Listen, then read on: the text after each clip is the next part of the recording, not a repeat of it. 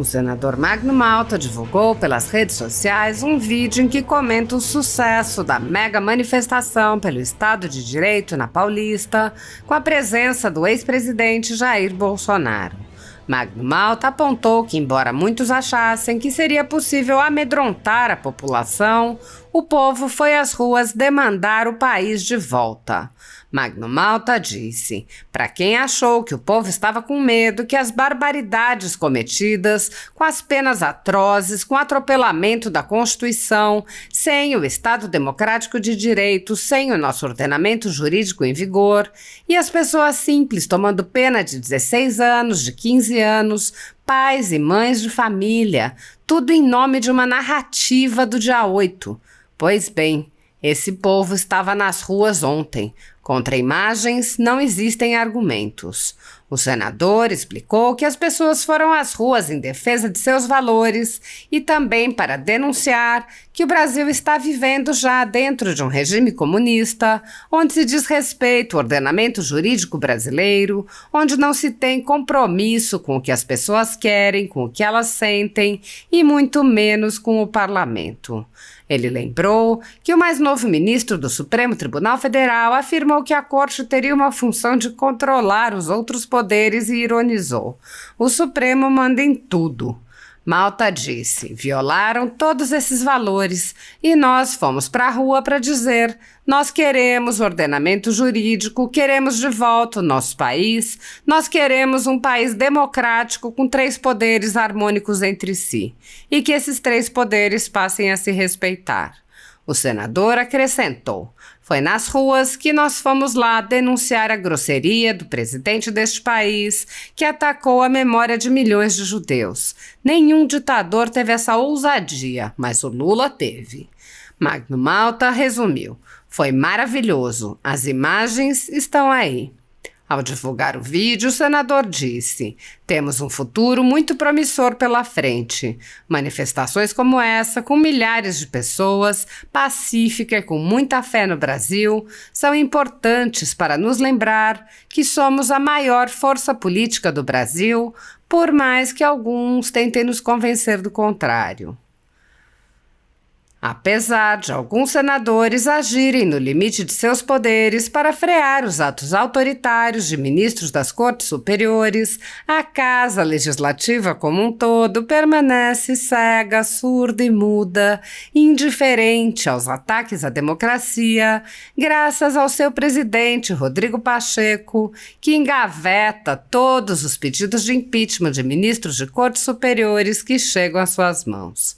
Os senadores há muito tempo têm conhecimento dos inquéritos secretos conduzidos pelo ministro Alexandre de Moraes, utilizando delegados da Polícia Federal escolhidos a dedo para promover uma imensa operação de phishing expedition contra seus adversários políticos.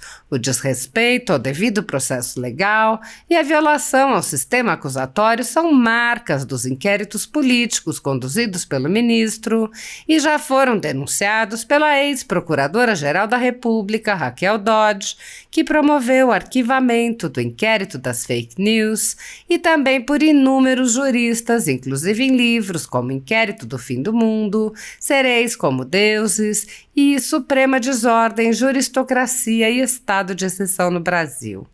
O ministro Alexandre de Moraes já foi chamado de xerife pelo então colega Marco Aurélio Mello pelos excessos cometidos em seus inquéritos. Até na imprensa internacional as denúncias vêm se avolumando. O ministro Cássio Nunes Marques consignou em voto as violações de direitos humanos nas prisões em massa ordenadas por Moraes. Apesar das constantes denúncias, o Senado brasileiro segue inerte. Os senadores sabem sobre os jornais que foram estourados e tiveram todos os seus equipamentos apreendidos, como a Folha Política, e sabem sobre os jornalistas perseguidos, presos e exilados. Os senadores não apenas foram informados sobre a invasão de residências de cidadãos e apreensão de bens, mas também viram sem qualquer reação operações contra seus próprios membros, o senador Harold de Oliveira e o senador Marcos Duval. Os senadores sabem que muitos meios de comunicação vêm sendo censurados há muito tempo. Os senadores souberam sobre a prisão do deputado Daniel Silveira em pleno exercício do mandato por palavras em um vídeo.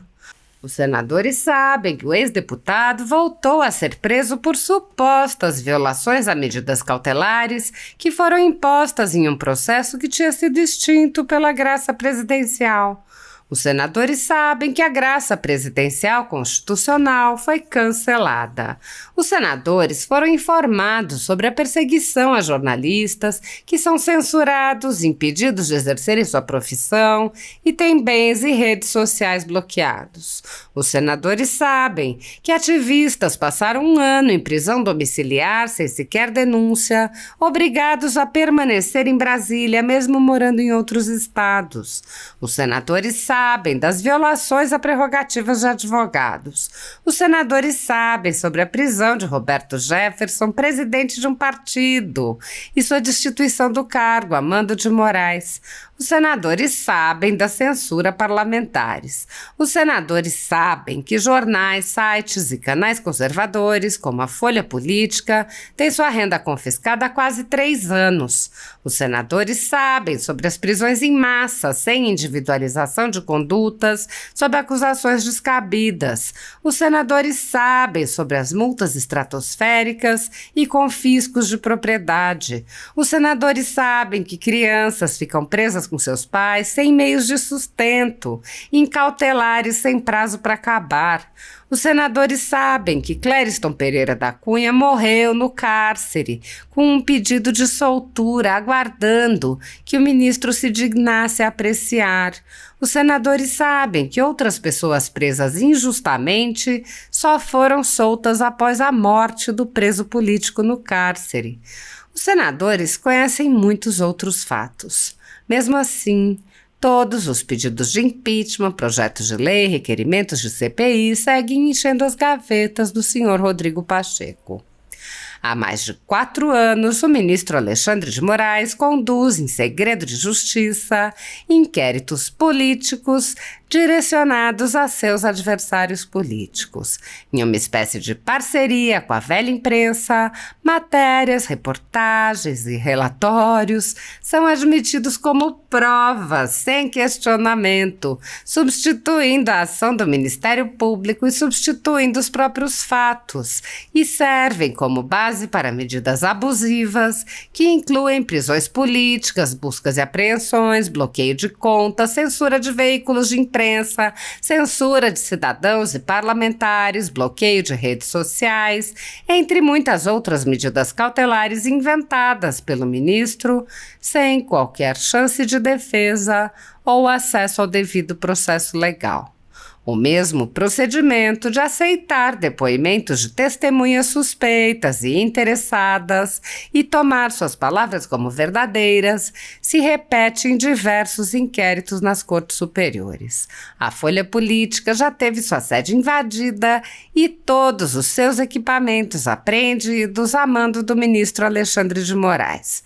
Atualmente, a renda do jornal está sendo confiscada a mando do ministro Luiz Felipe Salomão, ex-corregedor do Tribunal Superior Eleitoral, com aplauso dos ministros Luiz Roberto Barroso, Alexandre de Moraes e Edson Fachin. Todos os rendimentos de mais de 31 meses de trabalho de jornais, sites e canais conservadores são retidos sem qualquer base legal.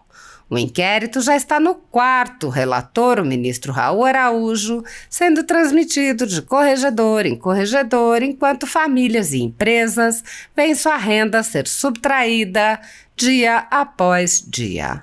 Se você apoia o trabalho da Folha Política e pode ajudar a impedir o fechamento do jornal, doe qualquer valor à empresa Raposo Fernandes através do Pix, utilizando o QR Code que está visível na tela ou o código ajude@folhapolitica.org. Caso não utilize Pix, há a opção de transferência bancária para a conta da empresa Raposo Fernandes, disponível na descrição deste vídeo e no comentário fixado no topo. Há mais de 10 anos, a Folha Política vem fazendo a cobertura da política brasileira, quebrando a espiral do silêncio imposta pelo cartel midiático que quer calar vozes conservadoras. Pix ajude@folhapolitica.org. Assista. Oi, gente. Grande dia 25. Para quem achou que o povo estava com medo, estava intocado, né? E que as barbaridades cometidas com as penas atrozes, com o atropelamento da Constituição, sem o Estado Democrático de Direito, sem a nossa Constituição e sem o nosso ordenamento jurídico em vigor, e as pessoas simples que nunca assaltaram um banco, que nunca ninguém, tomando pena, 16 anos, de 15 anos, mãe de família, pai de família, que nunca ninguém, em nome de uma narrativa do dia 8. Pois bem, esse povo estava nas ruas ontem. Contra a imagem, não existe argumento e não tem como negar. Os discursos, as palavras, a representatividade de quem lá estava, certamente mostra a nossa posição em favor do Brasil, em favor dos nossos valores e também para denunciar que o Brasil, que tem uma democracia, mas está vivendo já dentro de um regime comunista, não é? Onde se desrespeita o ordenamento jurídico brasileiro, onde não se tem compromisso com o que as pessoas querem, com o que elas sentem e muito menos com o parlamento. Uma frase do novo ministro da Justiça é que o real poder moderador dos outros poderes é o Supremo. Então o Supremo manda em tudo. Então violaram todos esses valores. E nós vamos para a rua para dizer: nós queremos ordenamento jurídico, nós queremos de volta ao nosso país, nós queremos um país que é democrático, que tem 3 poderes harmônicos entre si e que não existe hoje que esses 3 poderes passem a se respeitar, cada chefe de poder. Foi nas ruas que nós fomos lá denunciar a grosseria do então presidente desse país, sabe lá como, que atacou Israel, mas atacou pior. Atacou a memória de milhares, 6 milhões de judeus, crianças, adolescentes, homens, adultos, conforme eu disse lá. Nenhum ditador teve essa ousadia, mas o Lula teve. É o megafone, ele é o ventríloco do mundo. Foi lindo, cantamos o hino nacional, cantamos o hino da liberdade. A palavra do pastor Silas Malafaia é irreparável e técnica. Não me diga que ele fez qualquer ataque. Técnica, irreparável a palavra do presidente, do Nicolas, do Gaia. E eu falei aquilo que Deus colocou no meu coração. Nós precisamos que se respeite a Constituição e o ordenamento jurídico. Foi maravilhoso. As imagens estão aí. Poder Judiciário, Poder Legislativo e Poder Executivo, sem atropelos, um necessariamente precisa respeitar o outro. Chame de Deus, homem de Deus, esse homem que trouxe palavra, ele que foi o terror da CPI da pedofilia, ele é o senador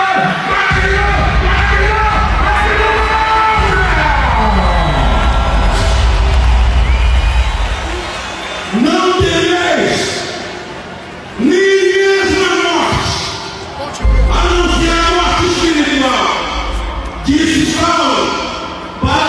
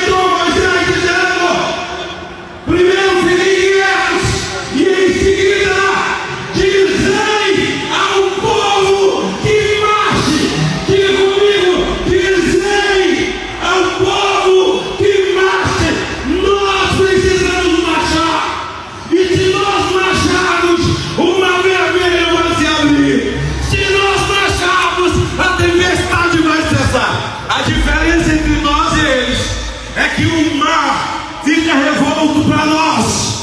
Fica revolto, mas fica pra eles também. Mas a diferença é que Jesus está no nosso barco. Aproveita esses últimos minutos, presidente, para te dizer uma coisa: você nunca esteve só. Quem te escolheu foi Deus. Nunca ficou só e nunca ficará só. Diga comigo: nunca, nunca. O que você e sua família têm sofrido de sanguíces, anarquias, sofrido fake news, narrativas, presidente, nós estamos aqui para dizer: levanta sua mão comigo, diga, e nunca botei o galho dentro. Eu quero falar que o Brasil precisa restabelecer o seu Estado democrático de direito. O presidente da República do Poder teve a pachorra de tocar na memória dos inocentes, das crianças que morreram em campos de concentração, em mulheres, homens, 6 milhões de vítimas da ditadura. Nós amamos Israel, nós amamos Israel. Presidente, eu quero que vocês gritem comigo e eu encerrei. Diga comigo: Brasil, nós te amamos. Bolsonaro, Deus te escolheu. Não existe homem, não existe papel, não existe força humana que possa contra o Eterno. O Eterno está sobre ti.